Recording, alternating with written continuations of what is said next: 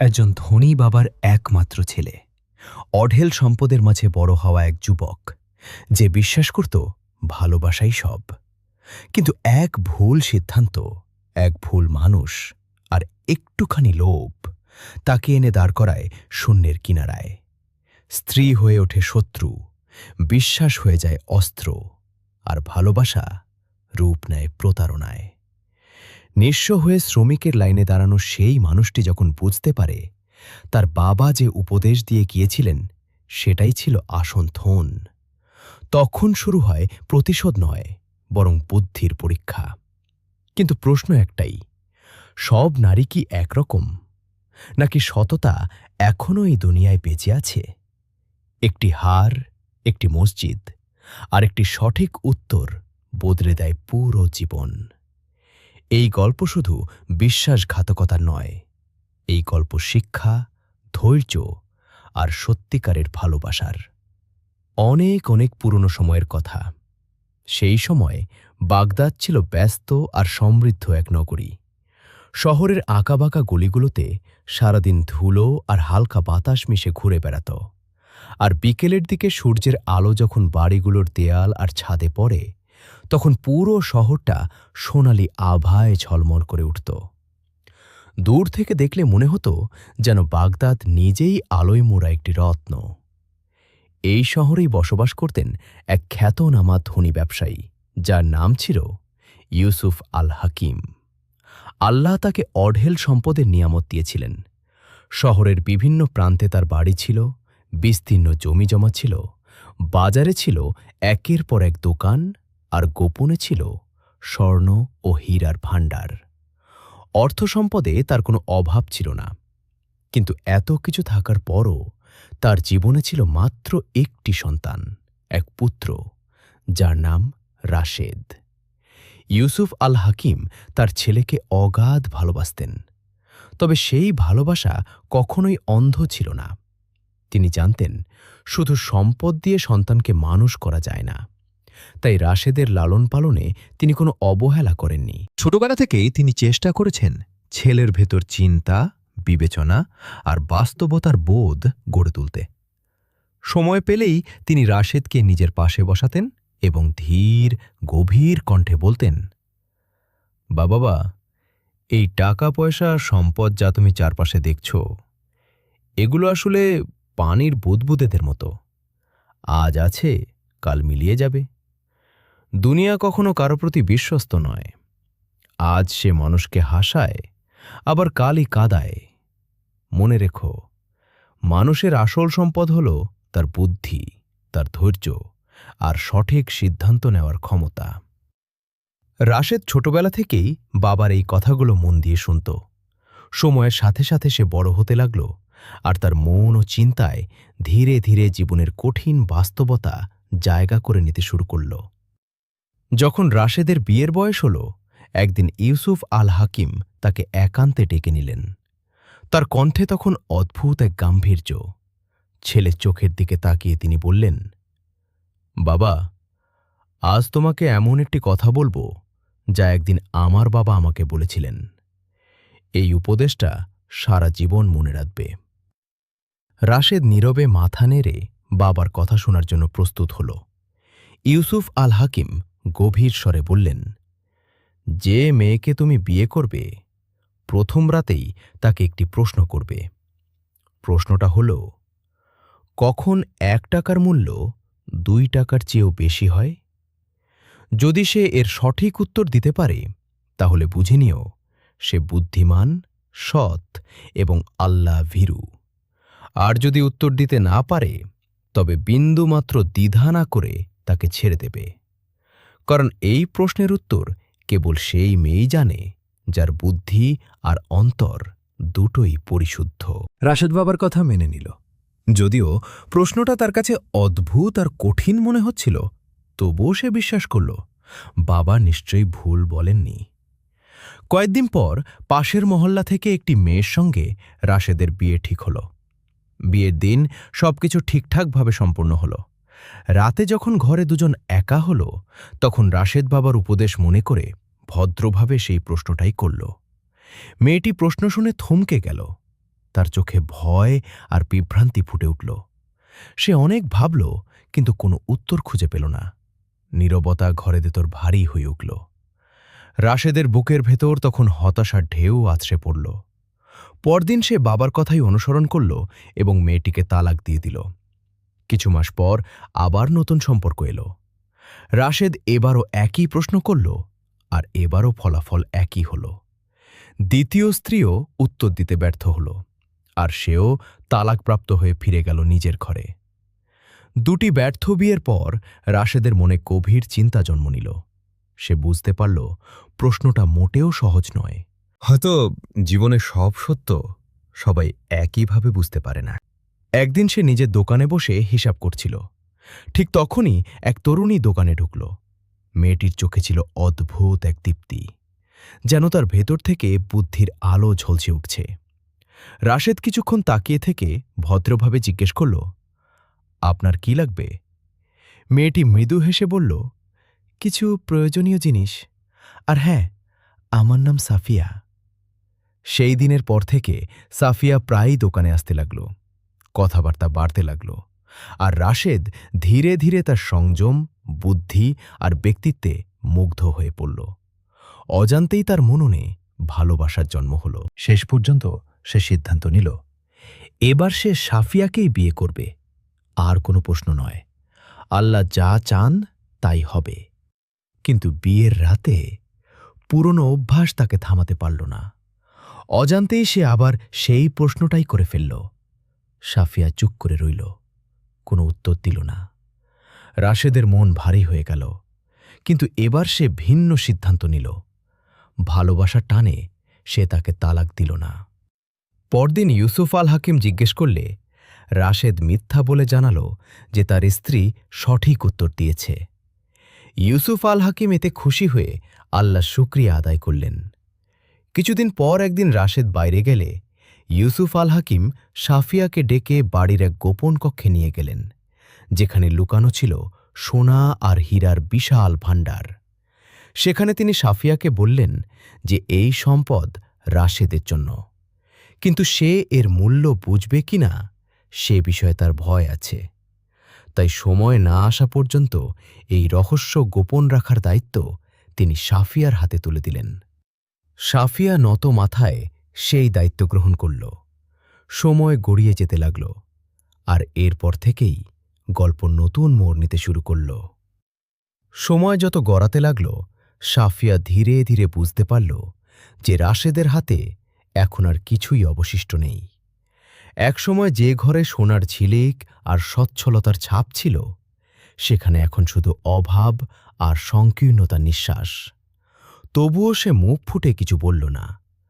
শ্বশুর ইউসুফ আল হাকিম যে গোপন সম্পদের কথা তাকে বলে গিয়েছিলেন, সেই রহস্য সে নিজের বুকের গভীরে চেপে রাখল। কারণ সে ভালো করেই জানত, যদি এই গোপন ধনের কথা রাশেদ জানতে পারে, তাহলে তার নিজের উদ্দেশ্য আর পূরণ হবে না। রাশেদের ভালোবাসা আর বিশ্বাসকে পুঁজি করে সাফিয়া ধীরে ধীরে স্বার্থপরতার পথে হাঁটতে শুরু করল। এদিকে রাশেদের দোকানও আগের মতো জমজমাট ছিল না। ক্রেতারা একে একে কমে যেতে লাগল। ব্যবসা প্রায় থমকে দাঁড়াল। বাধ্য হয়ে সে দোকানের বাকি থাকা মালপত্র খুব কম দামে বিক্রি করে দিল, শুধু যেন কোনো মতে সংসারের খাওয়া দাওয়া আর দৈনন্দিন খরচ চালানো যায়। প্রতিটি দিন রাশেদের জন্য নতুন এক পরীক্ষার মতো হয়ে উঠল। শেষ পর্যন্ত আর কোনো উপায় না দেখে তাকে দোকানটি বন্ধ করে দিতে হল। যে মানুষটি একসময় আরাম আর স্বাচ্ছন্দ্যের জীবনে অভ্যস্ত ছিল, আজ সে দাঁড়িয়ে গেল শ্রমিকদের কাতারে। বাজারে গিয়ে সে অন্য মজুরদের সঙ্গে কাজের অপেক্ষায় দাঁড়াত, মনে এক দুর্বল আশার আলো নিয়ে। হয়তো আজ কোনো কাজ জুটে যাবে। রোদে পুড়ে ঘামে ভিজে কাজ করতে করতে রাশেদের বুকের ভেতর দুঃখ আর অসহায়তার ঢেউ আছড়ে পড়ত। অথচ সাফিয়ার আচরণ দিন দিন আরও বদলে যাচ্ছিল। অভাবের সংসারে থেকেও সে নিজের সাজগোজ আর আরাম কমায়নি। গোপনে সে এক কসাইয়ের সঙ্গে সম্পর্ক গড়ে তুলেছিল, যে তাকে ভালো মাংস দিত। রাশেদের অনুপস্থিতিতে সাফিয়া সেসব রান্না করে খেত, আর রাশেদের ভাগ্যে জুটত কেবল শুকনো রুটি আর সামান্য তেল। ইউসুফ আল হাকিম ও তার ছেলের প্রতি কৃতজ্ঞতার কথা সাফিয়া যেন পুরোপুরি ভুলেই গিয়েছিল। তার বিশ্বাসঘাতকতা প্রতিটি মুহূর্তে স্পষ্ট হয়ে উঠছিল। একদিন রাশেদকে মজুরির কাজের জন্য ডাকা হলো। সে কয়েকজন মিস্ত্রির সঙ্গে কাজ করতে গেল। আশ্চর্যের বিষয়, সে কাজের মালিক ছিলেন ইউসুফ আল হাকিমের এক পুরনো বন্ধু। তিনি শুধু রাশেদকে কাজে নিলেনই না, বরং অন্যদের তুলনায় দ্বিগুণ মজুরি দিলেন এবং খাওয়ার জন্যও তাকে দাওয়াত করলেন। দাওয়াতের টেবিলে বসে সেই ব্যক্তি বিস্ময়ের সঙ্গে জিজ্ঞেস করলেন, আমি তোমার বাবাকে খুব ভালো করেই চিনতাম, কিন্তু বলো তো, তুমি এই কাজ করছো কেন? এটা তো তোমার মর্যাদার সঙ্গে মানায় না। তোমার বাবা তো তোমার জন্য অঢেল সম্পদ রেখে গিয়েছিলেন। রাশেদের বুক হালকা হয়ে এলো। সে মন খুলে সব কথা বলে ফেলল। দুটি ব্যর্থ বিয়ে, স্ত্রীর লাগামহীন চাহিদা, ব্যবসার পতন আর নিঃস্ব হয়ে যাওয়ার কাহিনী। সব শুনে ইউসুফ আল হাকিমের বন্ধু গভীরভাবে চিন্তা করলেন। তারপর ধীরে মাথা নেড়ে বললেন, রাশেদ, আমি বিশ্বাস করতে পারছি না যে এত দ্রুত তোমার সব সম্পদ শেষ হয়ে গেছে। তোমার বাবা ছিলেন শহরের অন্যতম ধনী মানুষ। আমার দৃঢ় বিশ্বাস তিনি তোমার জন্য কোনো গোপন ধন লুকিয়ে রেখেছিলেন। হয়তো তিনি ভেবেছিলেন তুমি তখনও তার মূল্য বুঝবে না। আর আমার সন্দেহ, সেই গোপন কথাটা তিনি তোমার স্ত্রীকে বলে গিয়েছিলেন। এই কথা শুনে রাশেদ যেন বজ্রাহত হয়ে গেল। তার চোখে প্রশ্ন আর হতাশা একসাথে ভেসে উঠল। হঠাৎ তার মনে পড়ে গেল, সাফিয়া কখনোই সেই প্রশ্নের উত্তর দেয়নি, অথচ সে বাবার কাছে মিথ্যা বলেছিল। নিজের ভুল, বাবার উপদেশ অমান্য করা আর স্ত্রীর বিশ্বাসঘাতকতা সব মিলিয়ে তার হৃদয়টা ব্যথায় ভরে উঠল। চোখে জল জমে এলো। ভাঙা কণ্ঠে সে জিজ্ঞেস করল, আমি এখন কি করব? ইউসুফ আল হাকিমের বন্ধু তাকে শান্তভাবে উপায় বাতলে দিলেন। বললেন, তোমার স্ত্রীকে কিছুতেই সন্দেহ করতে দেবে না। তাকে বোঝাও যে তুমি বাবার কোনো গোপন সম্পদের কথাই জানো না, নইলে সে সাবধান হয়ে যাবে। রাশেদ বাড়ি ফিরে সাফিয়াকে বলল যে তার কাছে এখন আর কিছুই নেই। এই বড় হাভেলি বিক্রি করে তাকে নাকি একটা ছোট বাড়ি নিতে হবে। তাই কিছুদিনের জন্য সাফিয়াকে সে তার বাবার বাড়িতে পাঠাতে চায়, যতক্ষণ না নতুন ঘরের ব্যবস্থা হয়। রাশেদের কথা শুনে সাফিয়ার মুখে লুকানো এক হাসি ফুটে উঠল। মনে মনে সে ভীষণ খুশি হয়ে গেল। তার ধারণা হল, এবার এই হাভেলি আর এর ভেতরে লুকানো গোপন ধন সবই তার হাতের মুঠোয় আসবে। সে আর এক মুহূর্ত দেরি না করে নিজের জিনিসপত্র গুছিয়ে বাবার বাড়ি চলে গেল। সাফিয়া চলে যাওয়ার সঙ্গে সঙ্গেই রাশেদ পুরো হাভেলি তন্ন তন্ন করে খুঁজতে শুরু করল।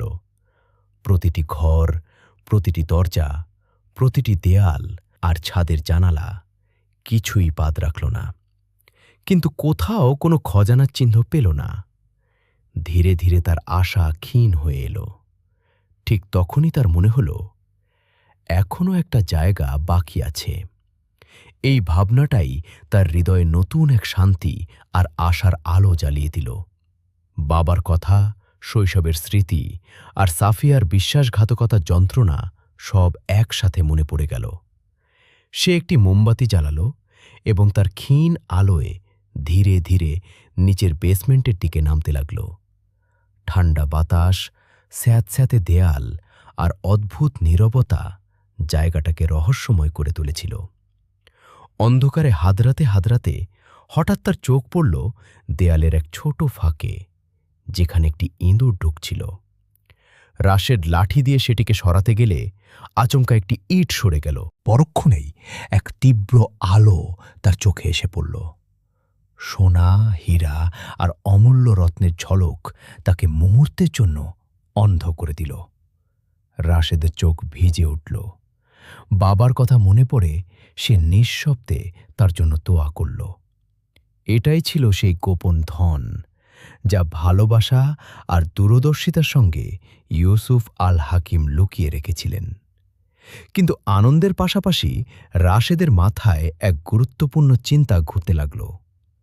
সে সব ধন বের করে নিল এবং তারপর এক চতুর পরিকল্পনা করল। ধনের জায়গায় উটের গোবর রেখে ইটগুলো আগের মতো বসিয়ে দিল। তার উদ্দেশ্য একটাই, সাফিয়ার আসল চেহারা সবার সামনে তুলে ধরা। এরপর সে ছুটে গেল ইউসুফ আল হাকিমের বন্ধুর কাছে এবং সব পরিকল্পনা খুলে বলল। কথা শুনে সেই ব্যক্তি হেসে বললেন, যেদিন তোমার স্ত্রী ওই গোপন জায়গায় হাত দেবে, সেদিন তার জন্য থাকবে এক ভয়ঙ্কর চমক। রাশেদের চোখে তখন দৃঢ়তা আর ধৈর্যের ঝলক। ন্যায়ের সময় যে খুব কাছে এসে গেছে, সেটা ভেবে তার মন শান্ত হয়ে এলো। পরদিন সকালেই রাশেদ এক মধ্যস্থতাকারী ডেকে হাভেলিটি নিলামে দেওয়ার ঘোষণা করল। হাভেলির নিলামের দিন শহরের মানুষ ভিড় করে ফেলল। চারদিকে কোলাহল, দরদাম আর উত্তেজনায় বাতাস ভারী হয়ে উঠেছিল। ভিড়ের মাঝেই দাঁড়িয়েছিল সেই সাই, যে গোপনে সাফিয়ার সঙ্গী হয়ে রাশেদের বিরুদ্ধে ষড়যন্ত্র করেছিল। প্রতিবার কেউ দাম হাঁকলে সাই আরও বেশি দাম বাড়িয়ে দিত, যেন যে করেই হোক এই হাভেলিটা তারই হয়। শেষ পর্যন্ত হাভেলিটি সাইয়ের নামেই বিক্রি হয়ে গেল। রাশেদ নিলামের টাকা নিয়ে নিল এবং চাবিগুলো সাইয়ের হাতে তুলে দিল। পাশে দাঁড়িয়ে থাকা ইউসুফ আল হাকিমের বন্ধু তখন ধীরে রাশেদের কানে বললেন, এই লোকটাই তোমার স্ত্রীর সঙ্গে মিলে তোমার সর্বনাশের পরিকল্পনা করেছিল। সেদিনই রাশেদ আর এক মুহূর্ত দেরি করল না। সে সরাসরি কাজীর কাছে গেল এবং কোনো দ্বিধা ছাড়াই সাফিয়াকে 3 তালাক দিল। কাজীর বাড়ি থেকে বেরিয়ে এলে ইউসুফ আল হাকিমের বন্ধু তাকে নিজের বাড়িতে ডেকে বললেন, এখন ধৈর্য ধরো ছেলে, কাল পর্যন্ত অপেক্ষা করো, সত্য নিজেই সামনে আসবে। ঠিক সেই রাতেই সাফিয়া সাইকে সঙ্গে নিয়ে গোপন তাখানায় নামল। উত্তেজনায় তার চোখ জল করছিল। সে সাইয়ের দিকে তাকিয়ে বলল, আমি তোমাকে তোমার টাকা ফিরিয়ে দেব, তারপর তুমি এই হাভেলিটা আমাকে বিক্রি করে দেবে, যেমন যেমন আমরা ঠিক করেছিলাম। এই কথা বলে সে দেয়ালের ইট সরিয়ে ভেতরে হাত ঢুকাল। কিন্তু যে সোনার ঝলক সে কল্পনা করেছিল, তার বদলে তার হাতে লাগল কেবল দুর্গন্ধময় উটের গোবর। মুহূর্তেই সাফিয়ার মুখের রং পাল্টে গেল। সে চিৎকার করে উঠল, রাশেদ আমাকে ধোঁকা দিয়েছে, আমি তো তাকে বোকা ভেবেছিলাম। সাই নাকে হাত চেপে ধরল। দুর্গন্ধে তার মাথা ঘুরতে লাগল। মুহূর্তের মধ্যেই রাগে অন্ধ হয়ে সে সাফিয়ার ওপর ঝাঁপিয়ে পড়ল। তোর জন্য আমি এই হাভেলির দ্বিগুণ দাম দিয়েছি, আমার সব টাকা ডুবিয়ে দিয়েছিস। মারধর করে সে সাফিয়াকে ফেলে রেখে চলে গেল। সাফিয়ার জীবনে তখন সব শেষ। স্বামী তাকে তালাক দিয়েছে, প্রেমিক তাকে ছেড়ে চলে গেছে, আর লোভ তাকে নিঃস্ব করে দিয়েছে। সে মাটিতে বসে কাঁদতে কাঁদতে ভাবতে লাগল, আমি কি করলাম নিজের সাথে? আমার জীবন তো কত সুন্দর ছিল, কিন্তু লোভ আমার চোখ অন্ধ করে দিয়েছিল। সারা রাত সে অনুশোচনায় কাঁদল। ভোরের আলো ফুটতেই রাশেদ তার পুরনো হাভেলিতে ফিরে এলো। দরজাটা খোলা ছিল। নিচে নামতেই সে দেখল সাফিয়া মাটিতে পড়ে আছে, ভাঙা আর পরাজিত এক মানুষ হিসেবে। রাশেদ শান্ত কণ্ঠে বলল, তুমি যদি একজন সৎ স্ত্রী হতে, আমি আমার বাবার সম্পদ তোমার সঙ্গে ভাগ করে নিতাম, কিন্তু তোমার হৃদয়ে ছিল শুধু লোভ, ভালোবাসার কোনো স্থান সেখানে ছিল না। কিছুদিন পর সাই রাশেদের কাছে এসে কাঁদতে কাঁদতে অনুনয় করল, আমার টাকা ফিরিয়ে দাও, তোমরা তোমাদের হাভেলি ফেরত নাও, আমার আর কিছু চাই না। রাশেদ স্থির কণ্ঠে বলল, আমি তোমাকে অর্ধেক টাকা ফিরিয়ে দেব। সাই বুঝে নিল, অর্ধেক পাওয়া মানেই পুরো হারানোর হাত থেকে বাঁচা। টাকা নিয়ে সে চলে গেল। বেশি দিন লাগল না, তার কসাইয়ের দোকান বন্ধ হয়ে গেল। মহল্লার মানুষ তাকে এড়িয়ে চলতে শুরু করল। সবাই জানত কিভাবে সে সাফিয়ার সঙ্গে মিলে রাশেদের বিরুদ্ধে ষড়যন্ত্র করেছিল। সম্মান হারিয়ে সে একা পড়ে গেল। অন্যদিকে সাফিয়ার অবস্থা দিন দিন আরও করুণ হয়ে উঠল। সে গলিতে বেরোলে মাথা ঢেকে রাখত, যেন কেউ তাকে চিনতে না পারে। রাশেদের দোকানের পাড় দিয়ে যাওয়াও সে এড়িয়ে চলত। সে বুঝে গিয়েছিল, লোভ আর বিশ্বাসঘাতকতার পরিণতি শুধু অপমান আর ধ্বংস। রাশেদ আবার তার দোকান খুলল। দোকান ভরে উঠল নতুন পণ্যে। আশ্চর্যের বিষয়, সে তার বাবার গোপন ধন থেকে 1 টাকাও খরচ করল না। ব্যবসা দাঁড় করালো নিজের পরিশ্রম, বুদ্ধি আর ধৈর্যের ওপর, যা সে বাবার কাছ থেকে শিখেছিল। অল্প সময়ের মধ্যেই দোকানে আবার মানুষের ভিড় জমতে শুরু করল। ইউসুফ আল হাকিমের বন্ধুর সঙ্গে রাশেদের বন্ধুত্ব আরও গভীর হল। দুজনে মিলে ব্যবসা শুরু করল।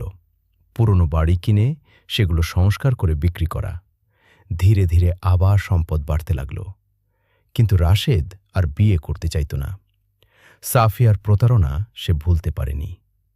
বাবার উপদেশ অমান্য করার অনুশোচনা তাকে বারবার তাড়া করত। সে জানত, ভালোবাসা আর সৌন্দর্য কখনো প্রতারণার সঙ্গে টিকে থাকতে পারে না। একদিন রাশেদ ইউসুফ আল হাকিমের বন্ধুর বাড়িতে গেল। ঘরে ঢুকেই সে অনুভব করল এক শান্ত, উষ্ণ আর আন্তরিক পরিবেশ। বন্ধু হাসিমুখে বললেন, এসো বেটা, বসো। তারপর তিনি ডাকলেন, লায়লা, আমাদের জন্য কিছু খাওয়া নিয়ে এসো। লায়লা ঘরে ঢুকতেই রাশেদের চোখে পড়ল তার কোমলতা আর লাজুক সৌন্দর্য। রাশেদকে দেখে সে এতটাই লজ্জা পেয়ে গেল যে হাতের গ্লাসটা পড়ে গেল। মুখ লাল হয়ে গেল তার। সে কিছুক্ষণ নীরব দাঁড়িয়ে রইল। রাশেদ হাসি মুখে বলল, কোনো সমস্যা নেই, ধরে নাও, আমি খেয়েই ফেলেছি। লায়লা লাজুক হেসে বাইরে চলে গেল। রাশেদ কৌতূহল নিয়ে জিজ্ঞেস করল, ওকে? বন্ধু বললেন, এটাই আমার একমাত্র মেয়ে। ওর মা অনেক আগেই মারা গেছে। অনেক কষ্ট করে ওকে বড় করেছি, চরিত্র আর মর্যাদার শিক্ষা দিয়েছি। এই কথা শুনে রাশেদের মনে এক অদ্ভুত প্রশান্তি নামল। সে বুঝতে পারল, হয়তো এটাই সেই মানুষ যাকে তার বাবা খুঁজতে বলেছিলেন। কিন্তু সে তাড়াহুড়ো করল না। অনুমতি নিয়ে চুপচাপ বাড়ি ফিরে গেল। রাতে শুয়ে সে ভাবতে লাগল, লায়লা সত্যিই খুব শালীন আর ভদ্র মেয়ে। হয়তো আল্লাহ এবার আমাকে সঠিক মানুষটার কাছেই নিয়ে এসেছেন। সবকিছু ঠিক হয়ে যাওয়ার পরও রাশেদের মনে একটাই প্রশ্ন ঘুরপাক খেতে লাগল, সব মেয়ে কি সাফিয়ার মতো হয়? নাকি দুনিয়ায় এখনও এমন মানুষ আছে যাদের হৃদয় লোভে অন্ধ হয়নি? এই প্রশ্নের উত্তর না পেলে সে আর কোনো সম্পর্কের দিকে এগোতে চাইছিল না। অনেক ভেবে সে সিদ্ধান্ত নিল, লায়লা সম্পর্কে সিদ্ধান্ত নেওয়ার আগে তাকে একবার পরীক্ষা করবেই। সে জানত লায়লা প্রতিদিন সকালে যায়। এই সাধারণ অভ্যাসটাকেই সে নিজের পরীক্ষার সুযোগ হিসেবে বেছে নিল। পরের সকালেই রাশেদ নিজের হাতে নিল একটি দামি সোনার হার, যার মধ্যে নিখুঁতভাবে বসানো ছিল ঝকঝকে হীরা। হারটা এমন ছিল যা দেখলে যে কারো চোখ আটকে যাবে। সে রাস্তার ধারে দাঁড়িয়ে রইল, যে পথে দিয়ে লায়লা প্রতিদিন বাজারে যায়। লায়লা আসতে দেখেই সে দ্রুত হারটা রাস্তার পাশে একটি গাছের আড়ালে ফেলে দিল এবং নিজে দূরে দাঁড়িয়ে সব লক্ষ্য করতে লাগল। কিছুক্ষণের মধ্যেই লায়লা সেখানে এসে পৌঁছাল। তার চোখ মুহূর্তেই সেই হারের দিকে পড়ে গেল। সে থেমে গেল, একটু ঝুঁকে হারটা তুলে নিল। এত সুন্দর আর দামি জিনিস দেখে সে অবাক হয়ে গেল। চারদিকে তাকিয়ে দেখল, কেউ নেই। মুহূর্তের জন্য তার মনে অনেক চিন্তা এলো, কিন্তু সে একটুও দেরি না করে হারটা নিজের বুকের কাছে ধরে মসজিদের দিকে হাঁটা ধরল। তার হৃদয়ে তখন ছিল একটাই ভাবনা, এই হারটা যার, সে হয়তো খুব চিন্তায় আছে। এই দৃশ্যটা দূর থেকে দেখে রাশেদের বুক ভরে উঠল এক অদ্ভুত শান্তিতে। সে বুঝতে পারল, ধৈর্য, সততা আর আল্লাহভীতি এখনও এই দুনিয়ায় জীবিত। সাফিয়ার বিশ্বাসঘাতকতা আর সাইয়ের নিষ্ঠুরতা তাকে যে শিক্ষা দিয়েছিল, আজ এই মুহূর্তে তার ঠিক উল্টো চিত্র সে দেখতে পাচ্ছিল। লায়লা যখন মসজিদের কাছে পৌঁছালে তখন সকালের নরম রোদ গলির ভেতর সোনালি আলো ছড়িয়ে দিচ্ছিল। তার হাতে হারের ঝিলিক আর মুখে নির্দোষ এক শান্ত হাসি পুরো পরিবেশটাকে আরও পবিত্র করে তুলছিল। মসজিদের ভেতরে ঢুকে সে ইমাম সাহেবের সামনে দাঁড়াল। কণ্ঠ ছিল নরম কিন্তু আত্মবিশ্বাসে ভরা। সে বলল, হুজুর, এই হারটা আমি রাস্তার ধারে পেয়েছি। যদি এর মালিক আসে, দয়া করে তাকে ফিরিয়ে দেবেন। আর যদি কেউ না আসে, তাহলে এটা গরিবদের মাঝে সদকা করে দেবেন। ইমাম সাহেব তার দিকে তাকিয়ে মুগ্ধ হলেন। চোখে শান্তি আর মুখে সন্তুষ্টির হাসি ফুটে উঠল। তিনি দোয়ার জন্য হাত তুললেন এবং বললেন, আল্লাহ তোমার সততায় বরকত দান করুন মা। এই সব কিছু দূর থেকে দাঁড়িয়ে দেখছিল রাশেদ। তার চোখ ভিজে উঠল। সে বুঝে গেল, লায়লা শুধু সুন্দরী নয়, তার চরিত্র আরও সুন্দর। লায়লা যখন মসজিদ থেকে বের হয়ে ফিরে যেতে লাগল, তখন রাশেদ তার সামনে এগিয়ে গেল। শান্ত কণ্ঠে বলল, এই হারটা আমার। এর চিহ্ন আমি বলতে পারি, কিন্তু আজ আমি যা দেখেছি, তারপর এই হার তোমার মোহর। আর তোমার বাবার সম্মতির জন্য আমি আরও যা দরকার দিতে প্রস্তুত।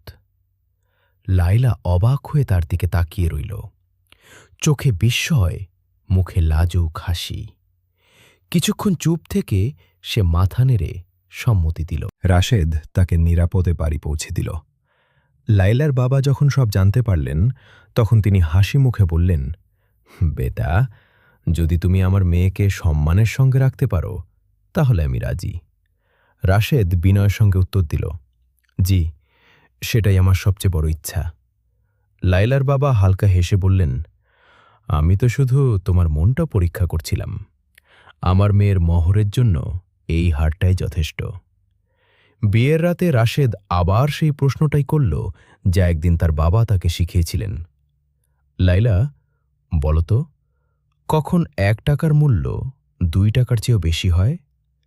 লায়লা মুচকি হেসে শান্তভাবে উত্তর দিল, যখন টাকা হালাল পথে উপার্জন করা হয় আর সঠিক জায়গায় খরচ করা হয়। রাশেদের চোখ ভরে উঠল আনন্দে। সে বলল, সুবহানাল্লাহ।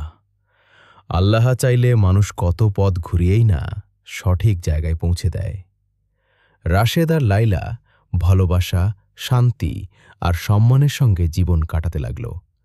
আল্লাহ তাদের সন্তান দান করলেন এবং রাশেদ আবার বড় ব্যবসায়ী হয়ে উঠল। কিন্তু এবার তার সবচেয়ে বড় সম্পদ ছিল টাকা নয়, ছিল বাবার উপদেশ। শেষ পর্যন্ত সে বুঝতে পারল, তার বাবার কথাগুলো সোনার থেকেও বেশি মূল্যবান ছিল। কারণ সোনা হারিয়ে যায়, কিন্তু জ্ঞান, নৈতিকতা আর সঠিক সিদ্ধান্ত মানুষকে আজীবন পথ দেখায়। সম্মানিত দর্শক, ভিডিওটি আপনাদের কাছে কেমন লেগেছে তা আমাদের কমেন্ট করে অবশ্যই জানাবেন। আর সবাই আমাদের সাথেই থাকবেন। আজ তাহলে এই পর্যন্তই। আপনারা ভালো থাকবেন, সুস্থ থাকবেন। আল্লাহ হাফেজ।